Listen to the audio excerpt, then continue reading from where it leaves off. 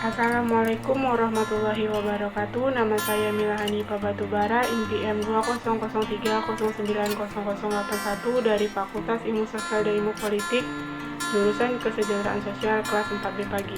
Di sini saya akan memenuhi salah satu tugas mata kuliah psikologi untuk pekerjaan sosial, yang dimana saya akan menjelaskan mengenai bahan perkuliahan pertemuan ketiga.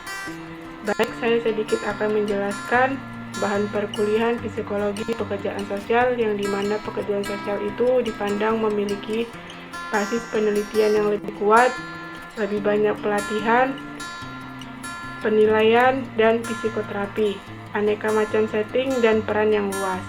Pengintegrasian aspek sosial dan aspek psikologis dianggap sebagai kurang formal. Adapun pekerjaan sosial sebagai berikut: yang pertama, enabler; yang kedua, ediator; yang ketiga, integrator; yang keempat, manajer; yang kelima, edukator; yang keenam, analisis; yang ketujuh, broker; yang ke-8, fasilitator; yang ke-6, negosiator; yang ke-10, advokator. Pekerjaan sosial memiliki standar yang terus dievaluasi. Standar itu sangat berguna antara lain untuk satu, mempersiapkan dan bekerja dengan individu, keluarga, pengasuh, kelompok, dan masyarakat untuk menilai kebutuhan dan keadaan mereka. Yang kedua, merencanakan, melaksanakan, meninjau, dan mengevaluasi praktek pekerjaan sosial dengan individu, keluarga, pengasuh kelompok, komunitas, dan profesional lainnya. Yang ketiga, mengelola dan bertanggung jawab dengan pengawasan dan dukungan untuk praktek pekerjaan sosial di dalam organisasi Anda sendiri. Yang keempat, menunjukkan kompetensi profesional dalam praktek pekerjaan sosial, meneliti, menganalisis, mengevaluasi, dan menggunakan pengetahuan terkini tentang praktek pekerjaan sosial terbaik, berkontribusi pada promosi praktek pekerjaan sosial terbaik. Kuliah ini bertujuan membekali mahasiswa dengan proses pembelajaran psikologi untuk persiapan praktek mereka sendiri kelak sebagai pekerjaan sosial profesional. Diharapkan subjek ini akan memberikan kontribusi penting untuk memahami pertumbuhan dan perkembangan manusia. Diasumsikan secara kuat bahwa menerapkan terapi psikologis pada praktek pekerjaan sosial dapat menjadi cara untuk meningkatkan standar dan memastikan praktek yang baik. Jika faktor sentralitas pengalaman pengguna layanan hilang dari profesi tindakan intervensi pekerjaan sosial, tentu hal itu dapat bermakna bahwa pekerjaan sosial menjadi serupa saja dengan pelayanan birokrasi lain. 6 peran kunci diidentifikasi oleh standar sebagai kontribusi terhadap tujuan utama pekerjaan sosial. Yang pertama, mempersiapkan dan bekerja dengan individu, keluarga, pengasuh, kelompok, dan masyarakat.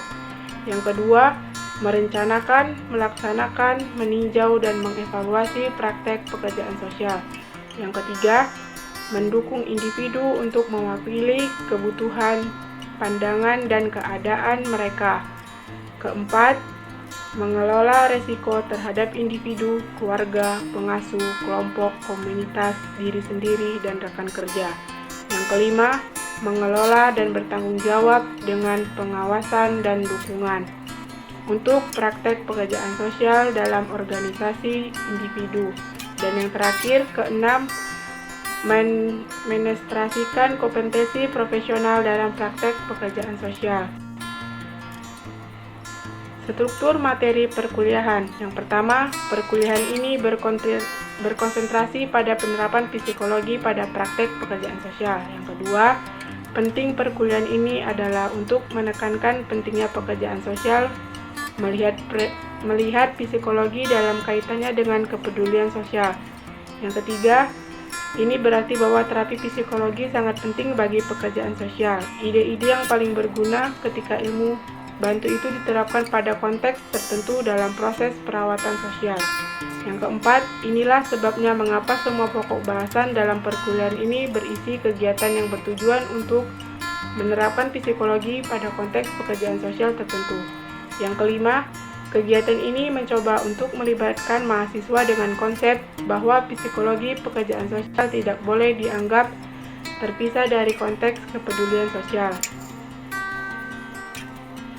Adapun ketentuan perkuliahan yang harus dipenuhi yaitu sebelum menjelang UTS, yang pertama tugas resum, tugas rangkuman resum dari pertemuan 1 sampai 8, tugas telaah literatur, tugas rangkuman telaah literatur yang dituangkan dalam berbentuk video dari 1 sampai 8. Sebelum menjelang UAS, tugas resume, tugas rangkuman resum dari 9 sampai 16, tugas telaah literatur, tugas rangkuman telaah literatur yang dituangkan dalam berbentuk video 9 sampai 16. Di luar jadwal perkuliahan akan diadakan pelaksanaan diskusi film yang terkait dengan pembahasan mata kuliah yang akan dilaksanakan 1 sampai 2 kali pertemuan. Yang terakhir yaitu mengenai nilai perkuliahan. Setiap orang dipastikan memperoleh nilai 9,95 yaitu A jika bermasalah dalam kehadiran, pembuatan tugas dan aktivitas lain yang ditentukan atau diskusi film. Kualitas pembuatan tugas sangat penting. Nilai dokumentasi terlihat termasuk dalam penilaian. Seseorang yang bermasalah dengan kehadiran, pembuatan tugas, dan kegiatan lain tetap akan diluluskan dengan nilai kelulusan minimum yaitu C. Mahasiswa yang ikut dalam program Kampus Merdeka diberi kelonggaran soal kehadiran fisik, tatap muka, namun tetap menunjukkan kesungguhannya memanfaatkan media online itu sebagai WA Group berperan sangat penting. Cukup sekian presentasi dari saya, kurang dan lebihnya saya mohon maaf. Saya akhiri dengan salam. Wassalamualaikum warahmatullahi wabarakatuh.